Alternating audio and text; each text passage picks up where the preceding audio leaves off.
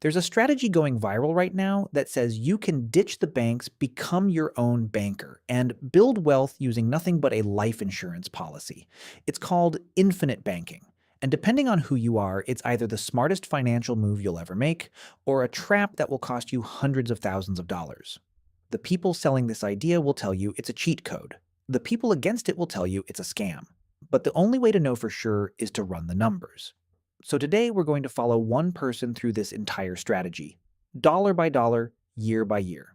And by the end, you'll know exactly whether this can work for you or whether you're about to make someone else very, very rich.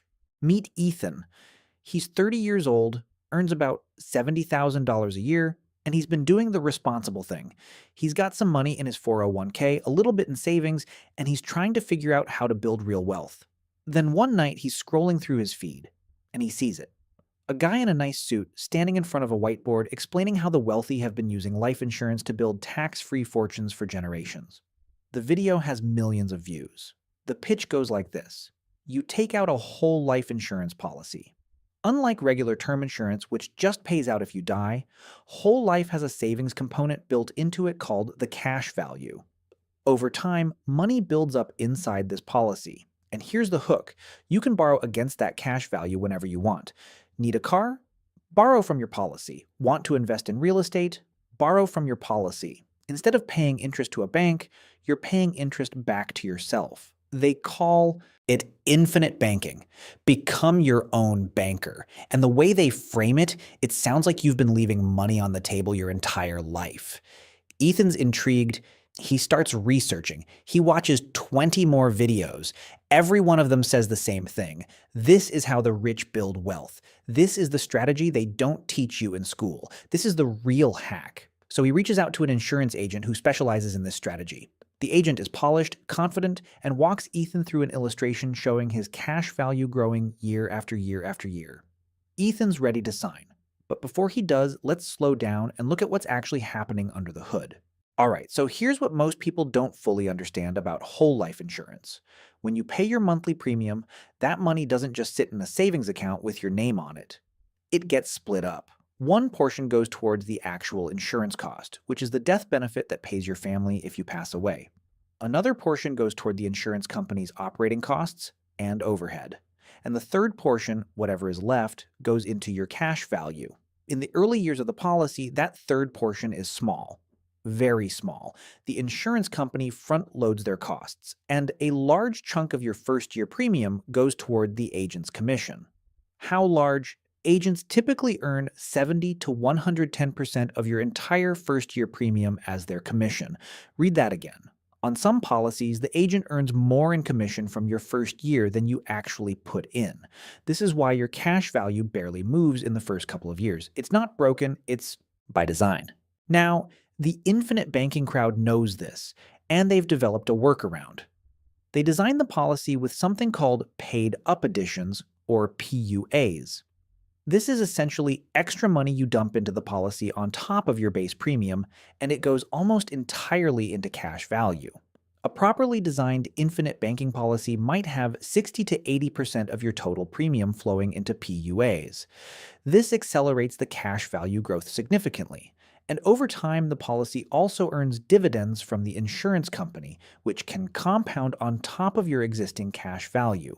The top mutual insurance companies are currently paying dividend rates somewhere around 5.75 to 6.60%, though these are not guaranteed. So the money grows.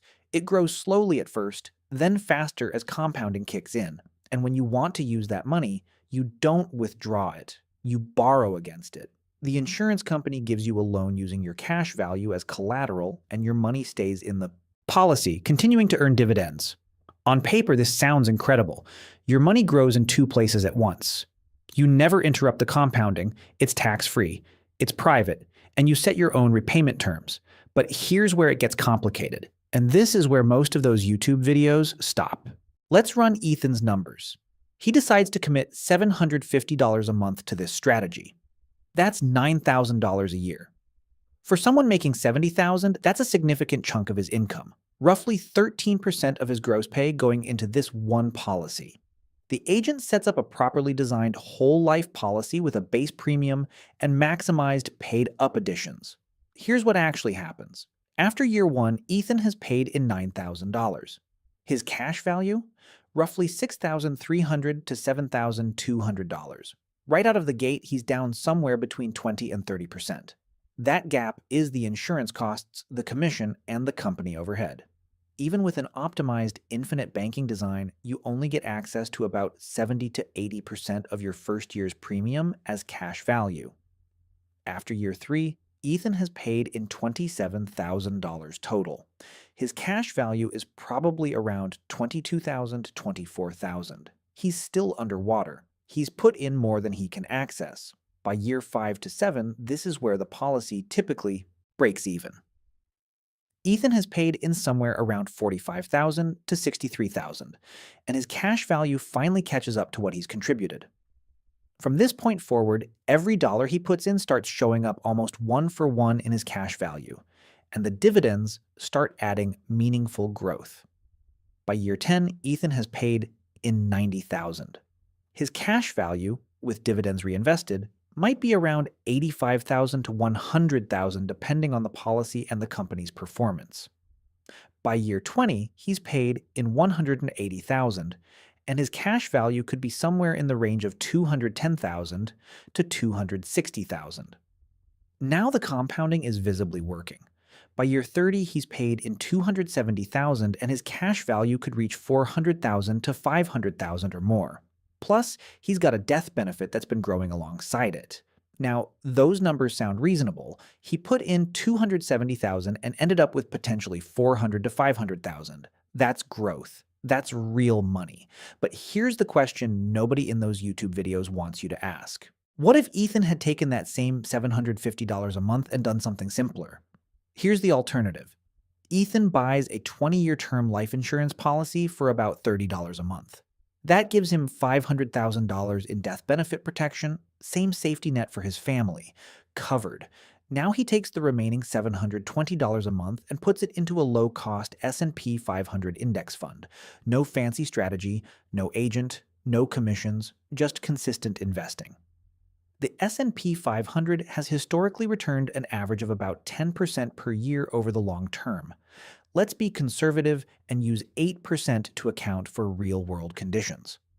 After year 10, Ethan's invested about $86,400. At 8% annual growth, his portfolio is worth roughly $130,000 to $135,000. Compare that to the whole life cash value of $85,000 to $100,000.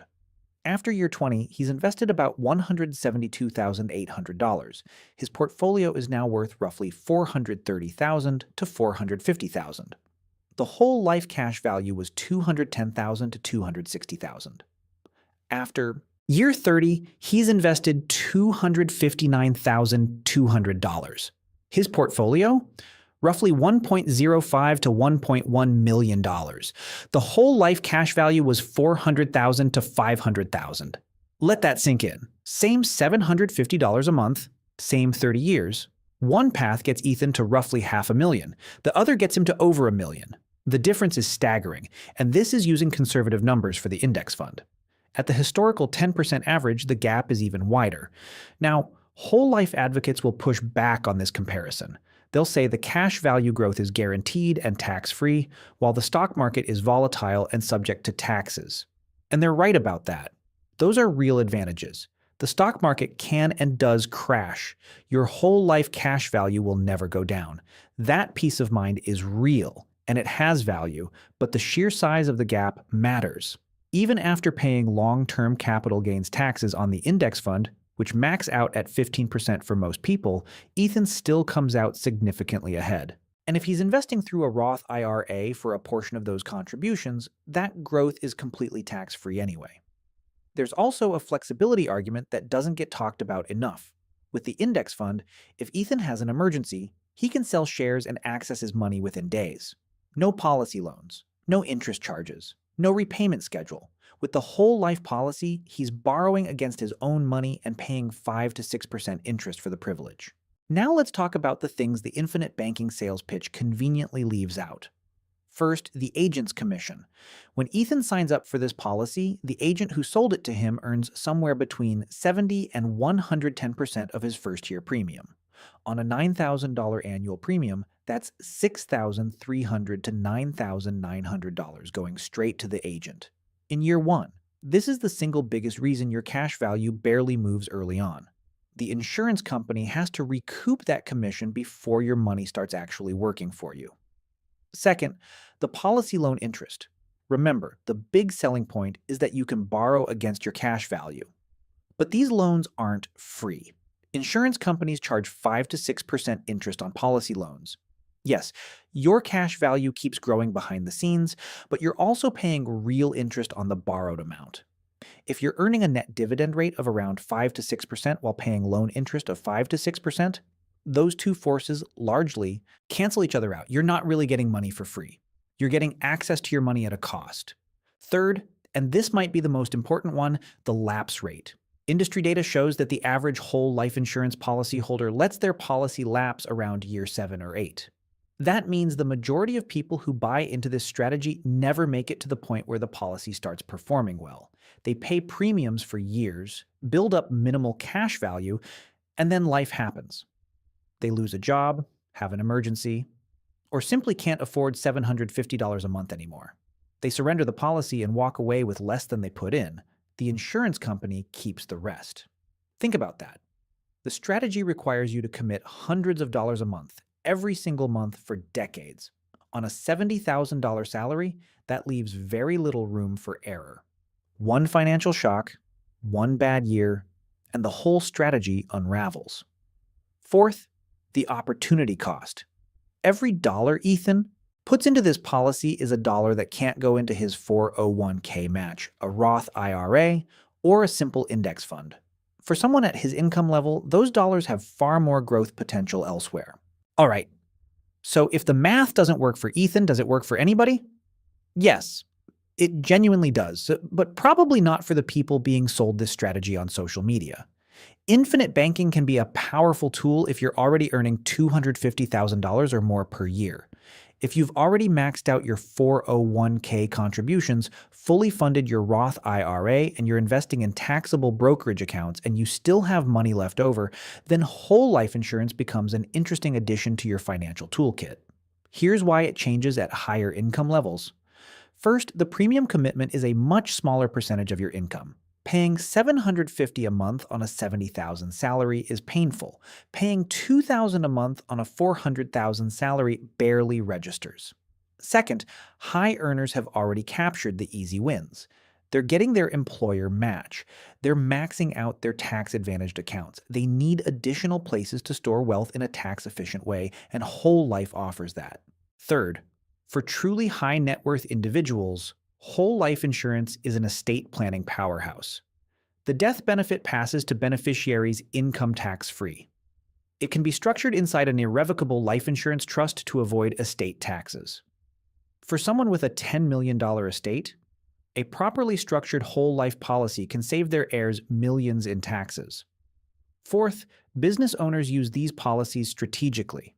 They borrow against the cash value to fund business opportunities, maintain liquidity without selling assets, and create key person insurance that protects the company. This is the part the YouTube gurus get right. The strategy is real. It's been used by wealthy families and business owners for over a century. The part they get wrong is who it's for.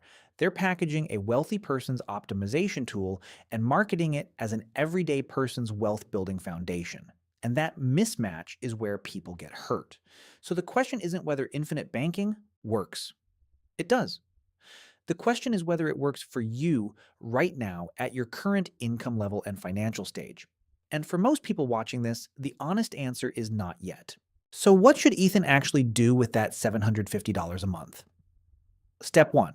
Buy a 20-year term life insurance policy. For a healthy 30-year-old, a $500,000 policy costs about $28 to $35 a month. That covers his family if something happens to him. Done. Step 2. If his employer offers a 401k with a company match, he should contribute at least enough to get the full match. That's free money. There is no financial strategy on earth that beats a 50 or 100% instant return on your contributions. Step 3. Open a Roth IRA and contribute the maximum. For 2025, that's $7,000 a year if you're under 50. Money goes in after tax, but it grows completely tax-free and comes out tax-free in retirement. No policy loans needed, no interest charges, just clean, tax-free growth. Step 4. Take whatever is left and invest it in a low-cost S&P 500 index fund through a regular brokerage account. Keep it simple. Keep the fees low. Let compounding do the heavy lifting over decades. If Ethan does this consistently from age 30 to 60, he's going to be in an incredibly strong financial position. And if his income grows over time, maybe he's earning $200,000 or $300,000 by his 40s, then he can revisit the whole life insurance conversation. At that point, it becomes a strategic addition to an already strong foundation, not a replacement for one. Look, I'm not here to tell you that infinite banking is a scam. It's not. The concept is real. The insurance products behind it are legitimate. And for the right person in the right financial situation, it can be a genuinely smart strategy. But here's what drives me crazy. The way this is being marketed makes it sound like it's for everyone, like anyone can become their own banker and build wealth with life insurance. And the math simply doesn't support that for the average person earning a regular income.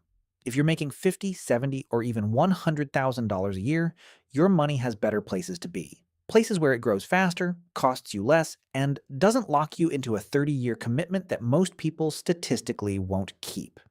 And I want to be clear about something. This isn't a criticism of whole life insurance as a product. Whole life insurance is one of the oldest and most stable financial instruments in existence. These companies have survived world wars, the Great Depression, and every market crash in between. The product is solid. The problem isn't the product. The problem is who it's being sold to and how it's being positioned. Telling a 28-year-old making $60,000 to put $750 a month into a whole life policy before they've maxed out their 401k match or opened a Roth IRA isn't financial education. It's a sales pitch dressed up as advice, and the person delivering that pitch is often earning more in commission from that first year than Ethan sees in cash value. The infinite banking strategy isn't a life hack. It's a wealthy person's finishing move. And the most important financial decision you can make is knowing the difference between a strategy that's right for you and a strategy that's right for someone else. Do the math. Make the decision that matches your reality, not someone else's sales pitch.